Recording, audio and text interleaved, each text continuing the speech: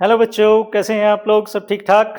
एक बार फिर आपके favourite channel physics with Rajiv में स्वागत आपका। और आज करेंगे बोर्ड की परीक्षाओं से संबंधित प्रश्नों पर चर्चा।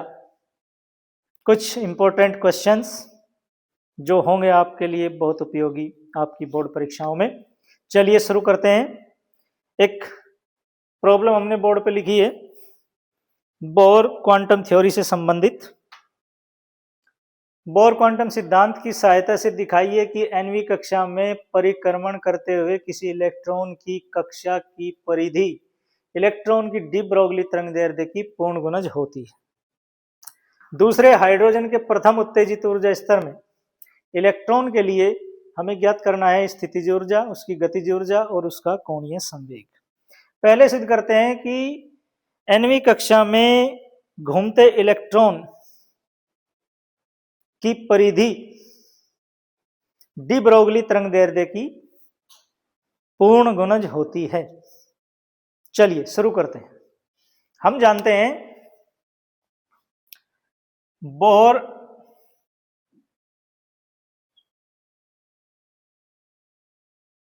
क्वांटम सिद्धांत के अनुसार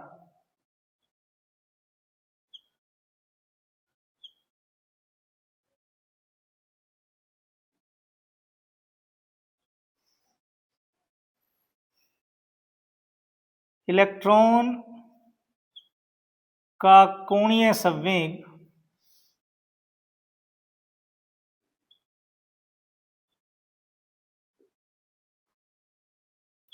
क्वांटाइज्ड होता है, क्वांटीकृत होता है, क्वांटीकृत होता है। अर्थात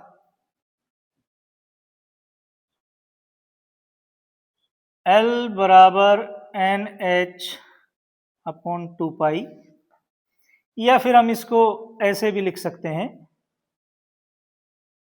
MVR बराबर NH अपॉन 2 पाई। क्वांटीकृत होने का क्या अर्थ है? क्वांटीकृत, कोणीय संवेग क्वांटीकृत है, क्वांटाइज्ड है। इसका मतलब सभी कक्षाओं में इलेक्ट्रॉन नहीं है। इलेक्ट्रॉन कुछ निश्चित कक्षाओं में जो लगातार नहीं है, जिनकी ऊर्जाएं अलग अलग हैं, जिनके कोणीय संवेग अलग अलग हैं, लगातार नहीं। निश्चित कोणीय संवेग है उन कक्षाओं का। क्वांटाइज मींस निश्चित। इस समीकरण को हम ऐसे भी लिख सकते हैं, या mv equals to NH upon 2 pi R। समीकरण नंबर 1। ये तो बात थी बोर क्वांटम थ्योरी की। लेकिन डी ब्रोगली तरंगदैर्ध्य का भी जिक्र है, इसके बारे में हमने पढ़ा है। डी ब्रोगली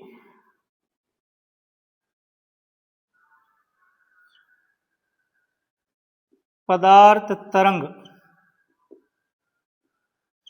सिद्धांत के अनुसार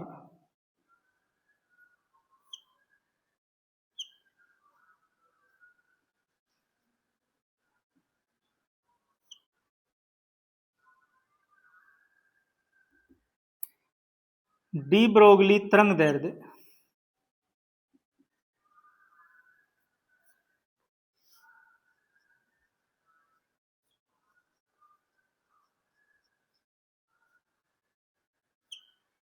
कितनी होती है? Lambda equals to H upon mv। और इसको हम लोग लिख सकते हैं mv बराबर H upon lambda. Equation number 2। समीकरण 1 mv बराबर NH अपॉन 2 पाई R, और समीकरण 2 भी mv बराबर H अपॉन लैम्डा।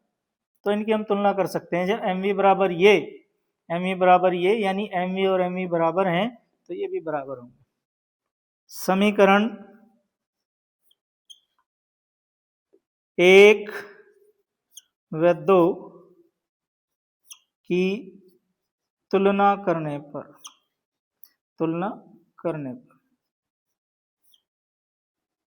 कर देंगे तुलना करने पर हो गया है NH upon 2 pi equals to H upon lambda.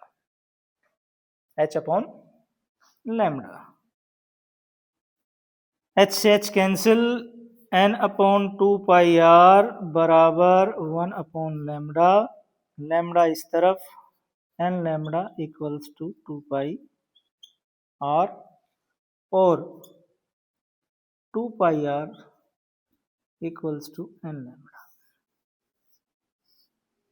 जिस कक्षा में इलेक्ट्रॉन घूम रहा है R उस कक्षा की त्रिज्या है। जिस कक्षा में इलेक्ट्रॉन घूम रहा है R उस कक्षा की त्रिज्या,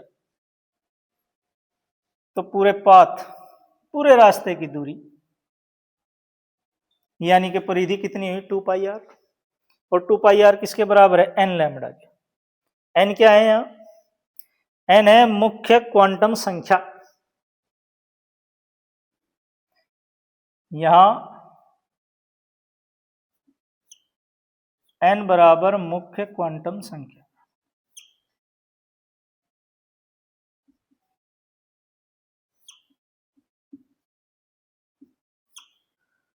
यानी N बराबर 1 2 3 4 पूर्ण संख्या 1 2 3 4 1 2 3 4। इसका मतलब पहली कक्षा की डी ब्रोगली ने कहा nवीं कक्षा, ये nवीं कक्षा की परिधि। अगर पहली कक्षा की परिधि करेंगे तो n बराबर 1, दूसरी कक्षा के लिए n बराबर 2, तीसरी कक्षा के लिए n बराबर 3। ये nवीं कक्षा की परिधि है जो कि प्रश्न में पूछा गया था। क्या पूछा था कि nवीं कक्षा में परिक्रमण करते हुए किसी इलेक्ट्रॉन की कक्षा की परिधि इलेक्ट्रॉन की डी ब्रोगली तरंगदैर्ध्य की पूर्ण गुणक होती है। n क्या है? यहाँ एक पूर्ण संख्या है और लैम्डा डी ब्रोगली तरंगदैर्ध्य। तो nवीं कक्षा की परिधि डी ब्रोगली तरंगदैर्ध्य के पूर्ण गुणक के बराबर है। क्लियर बच्चों? नोट कर लें इसको, इसे नोट कर लें पहले, आगे चलते हैं फिर इसके बाद।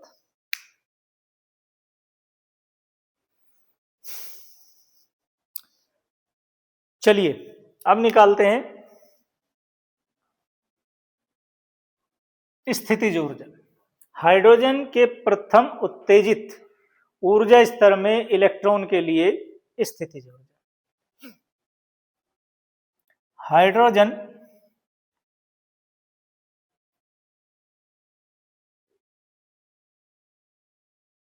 परमाणु के nवें ऊर्जा स्तर की ऊर्जा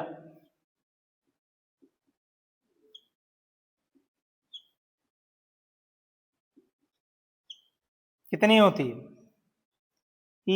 En बराबर -13.6 अपॉन n स्क्वायर, जहां n मुख्य क्वांटम संख्या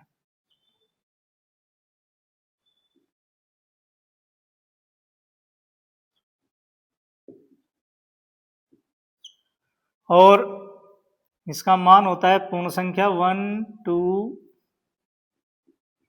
3 4 एटसेट्रा। तो nवीं कक्षा की ऊर्जा स्तर की ऊर्जा ये है। पूछा क्या है? प्रथम उत्तेजित ऊर्जा स्तर की बात कर रहे हैं। प्रथम उत्तेजित ऊर्जा स्तर के लिए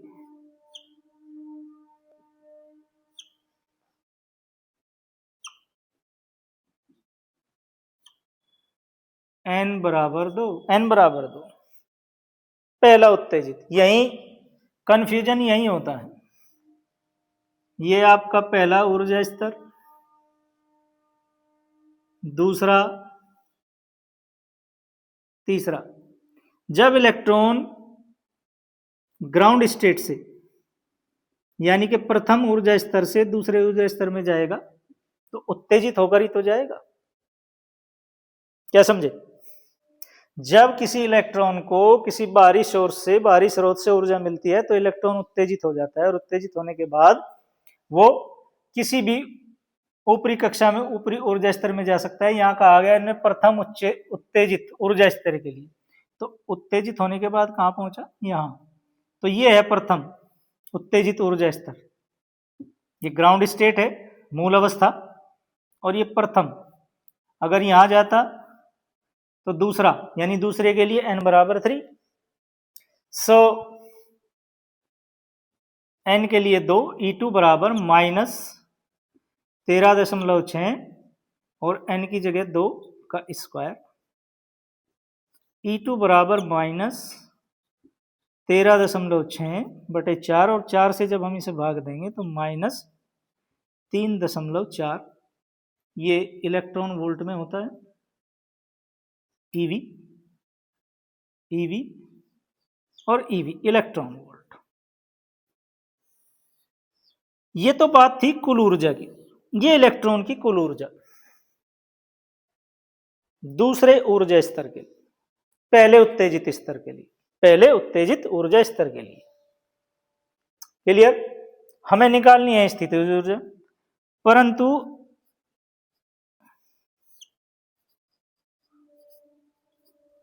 बोहर सिद्धांत के अनुसार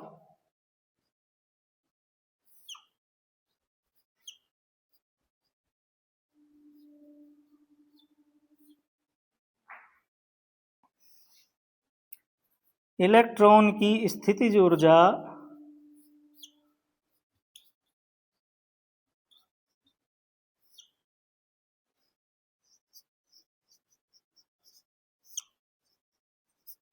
कुल ऊर्जा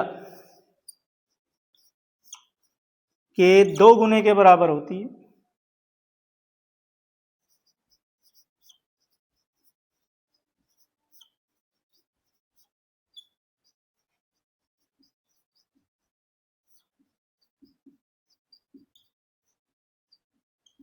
इलेक्ट्रॉन की जो स्थितिज ऊर्जा है वो किसी कक्षा की कुल ऊर्जा के 2 गुने के बराबर होती है, यानी कि स्थितिज ऊर्जा Pe बराबर 2 गुना En, nवीं कक्षा की ऊर्जा, और स्थितिज ऊर्जा होगी इसकी 2 गुनी। बात कर रहे हैं प्रथम उत्तेजित ऊर्जा स्तर की, और प्रथम उत्तेजित ऊर्जा स्तर के लिए n बराबर 2, n बराबर 2। तो Pe2 बराबर 2 गुना E2। E2 की वैल्यू हमने यहां निकाली है, E2 की वैल्यू हमने यहां निकाली है। तो Pe2 बराबर 2 गुना -3.4 इलेक्ट्रॉन वोल्ट, और जब इसकी गुना करेंगे तो 2 4 दूनी 8 और 3 दूनी 6, -6.8 इलेक्ट्रॉन वोल्ट।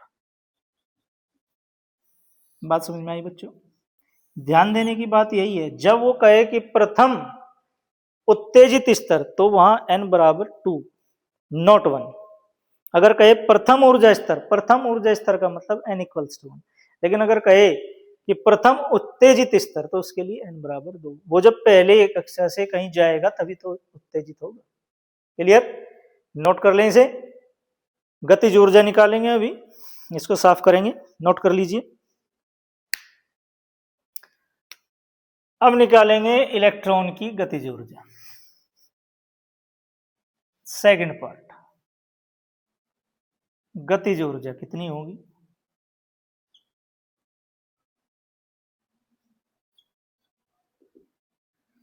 देखिए बोर थ्योरी ये कहती है कि इलेक्ट्रॉन की गतिज ऊर्जा उसकी कुल ऊर्जा के ऋणात्मक मान के बराबर होती है। जो इलेक्ट्रॉन की गतिज ऊर्जा होती है उसकी कुल ऊर्जा के ऋणात्मक मान के बराबर होती है। बोहर सिद्धांत के अनुसार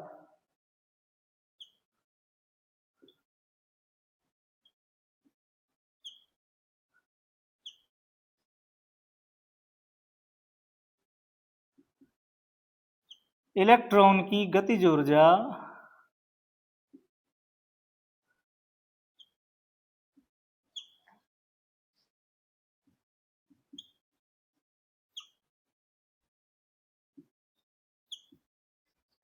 उसकी कुल ऊर्जा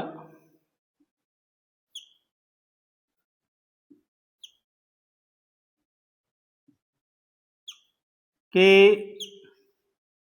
ऋणात्मक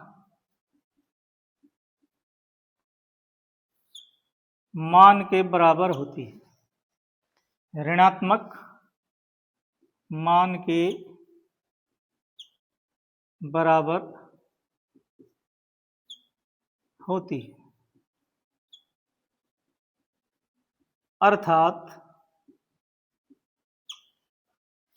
क्या, गतिज ऊर्जा के बराबर माइनस ई एन, एनवीं कक्षा की ऊर्जा, कुल ऊर्जा, एनवीं कक्षा की कुल ऊर्जा ई एन। तो प्रथम उत्तेजित ऊर्जा स्तर के लिए, चूंकि प्रथम उत्तेजित ऊर्जा स्तर के लिए n बराबर क्या होगा,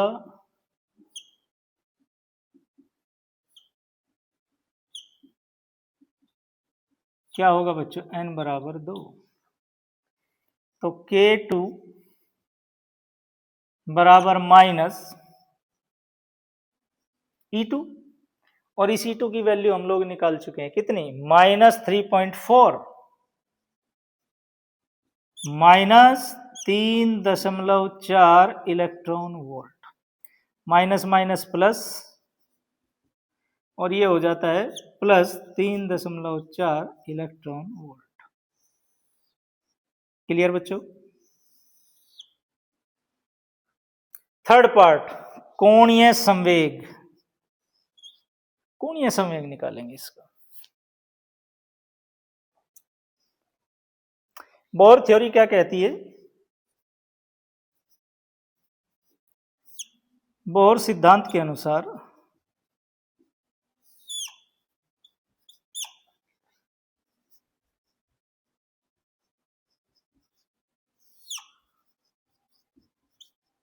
इलेक्ट्रॉन का कोणीय संवेग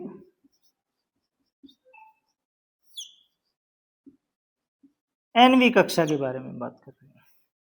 इलेक्ट्रॉन का कोणीय संवेग कौन सी कक्षा का, एनवीं कक्षा।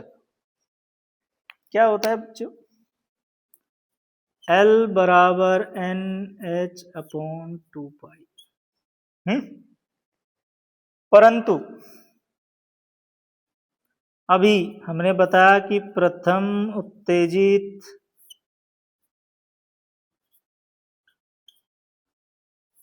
ऊर्जा स्तर के लिए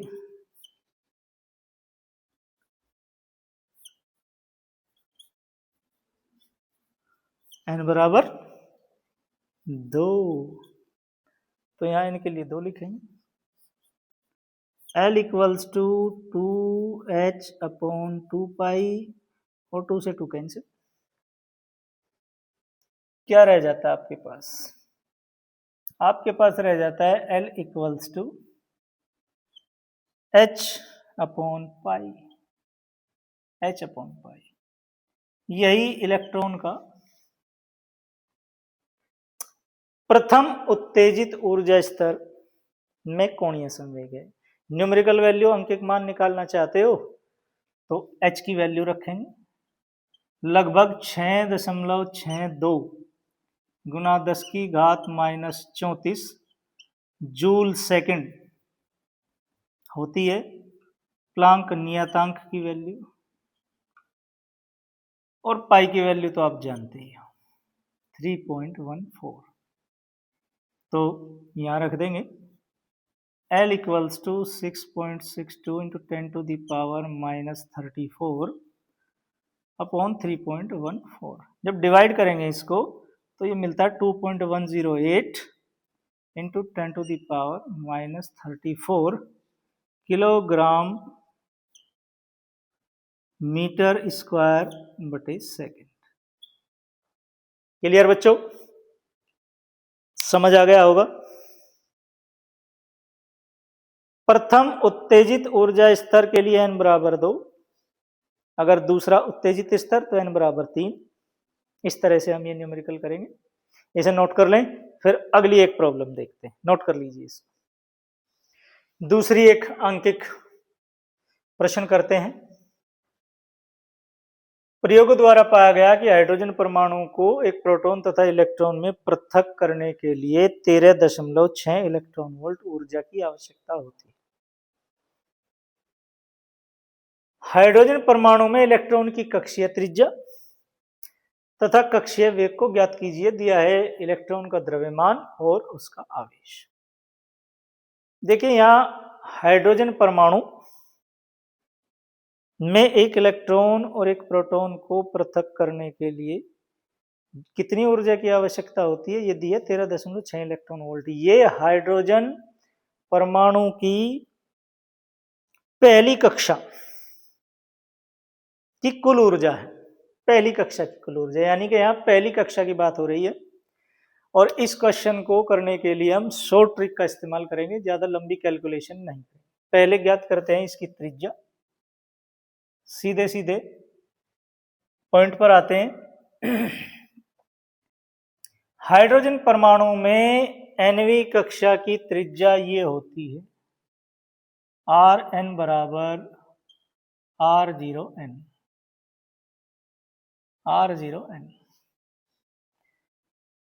R0 या R0 का मतलब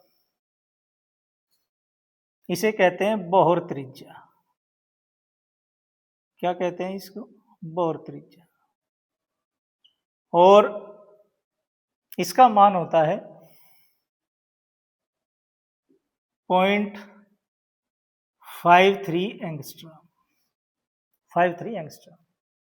तो इस तरह हम nवीं कक्षा की त्रिज्या को लिख सकते हैं 0.53 एंगस्ट्रॉम इंटू n। क्लियर बच्चों? परंतु हाइड्रोजन परमाणु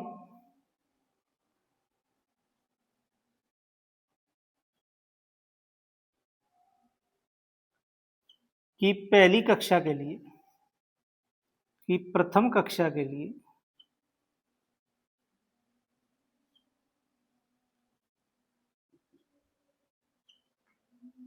n बराबर 1। सो R1 इक्वल्स टू 0.53 गुणा 1 एंगस्ट्रॉम। तो R1 इक्वल्स टू 0.53 एंगस्ट्रॉम। और एंगस्ट्रॉम को हम कैसे कहते हैं? अगर इसे मीटर में चेंज करना हो 10 की घात -10 मीटर, या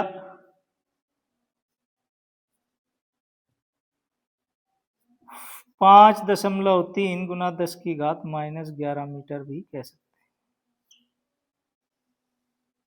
क्लियर बच्चों? माइनस की पावर थी, जब डेसिमल को, दशमलव को इस तरफ लेंगे तो पावर बढ़ जाएगी। आसान तरीका। शॉर्ट ट्रिक, सीधा फॉर्मूला लगाया। हमें बोर रेडियस की वैल्यू पता है और nवीं कक्षा की त्रिज्या होती है R0n। n का मतलब कक्षा की संख्या, पहली, दूसरी, तीसरी। पहले के लिए n, दूसरे के लिए 2, तीसरे के लिए 3। इस तरह हम क्या कर सकते हैं कि हाइड्रोजन परमाणु की विभिन्न कक्षाओं की त्रिज्याएं ज्ञात कर सकते हैं। ये पहली कक्षा की त्रिज्या। क्लियर? चलिए अब कहता है दूसरे प्रश्न में कहता है कक्षीय वेग। कक्षीय वेग के लिए भी हम शॉर्ट तरीका अपनाएंगे। हाइड्रोजन परमाणु की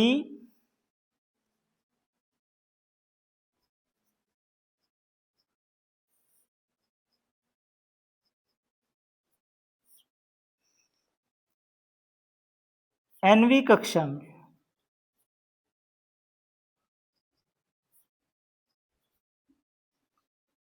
इलेक्ट्रॉन का वेग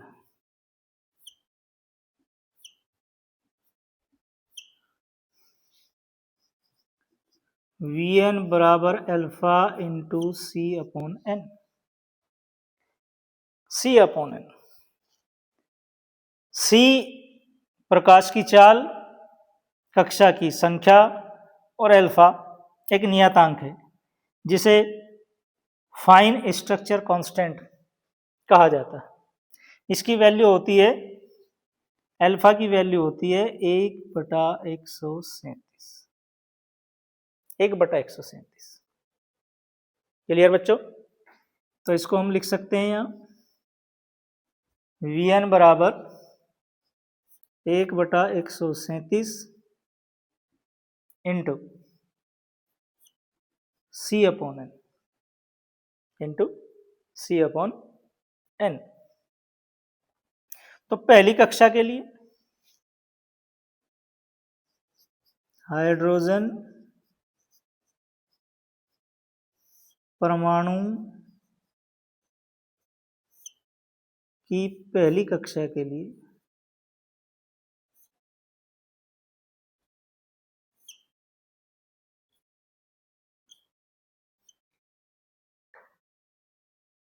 n equals to 1। n equals to 1। Clear? n equals to 1, that is V1 equals to 1/137, 1/137 C upon 1। तो V1 equals to C/137, C/137। और C क्या है? प्रकाश की निर्वात में चाल। निर्वात में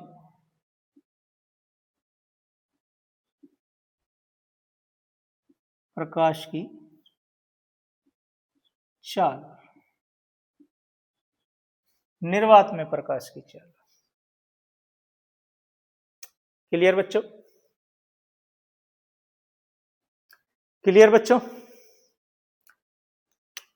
एक गड़बड़ हो गई भाई,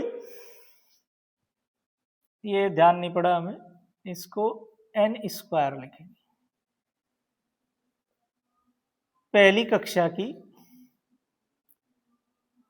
nवीं कक्षा की त्रिज्या हाइड्रोजन एटम में r0 इंटू n² होती है।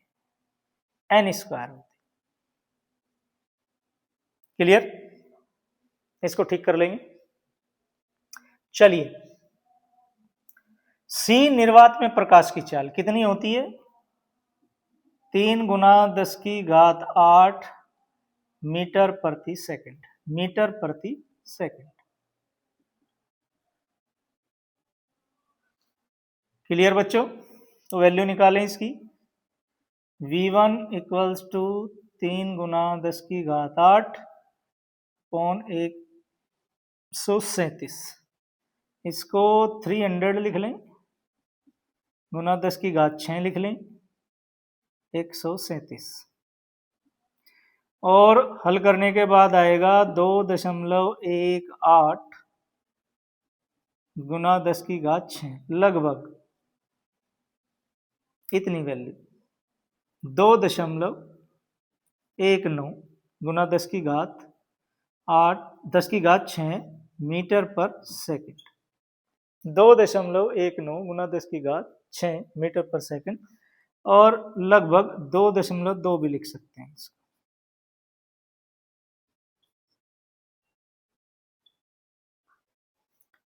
ये किसी कक्षा में इलेक्ट्रॉन की स्पीड या वेलोसिटी, वेग या चाल निकालने का शॉर्ट फॉर्मूला है। पहली कक्षा के लिए n बराबर 1 लिख देंगे, जैसे हमने यहां लिखा। पूरे फॉर्मूले में सबकी वैल्यू, z की वैल्यू, e की वैल्यू, मास की वैल्यू ये रखने की जरूरत नहीं है, सीधा सीधा यहां से निकाल लेंगे। क्लियर बच्चों? समझ आ गया होगा? इसे नोट कर लीजिए। अगर वीडियो आपको अच्छी लगी तो इसको लाइक, शेयर और सब्सक्राइब जरूर कर लें, क्योंकि तभी आपको अगली वीडियो मिलेगी। मिलते हैं अगली वीडियो में ऐसे ही कोई इंपॉर्टेंट टॉपिक लेकर। तब तक के लिए गुड बाय।